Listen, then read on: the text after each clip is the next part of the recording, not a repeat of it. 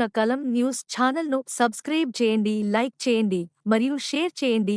విద్యార్థులు 3.73 కోట్ల రూపాయలు, కృష్ణా జిల్లాలో 32,620 మంది విద్యార్థులకు 28.3 కోట్ల రూపాయలు, మొత్తం రాష్ట్రంలో 9,44,666 మంది విద్యార్థులకు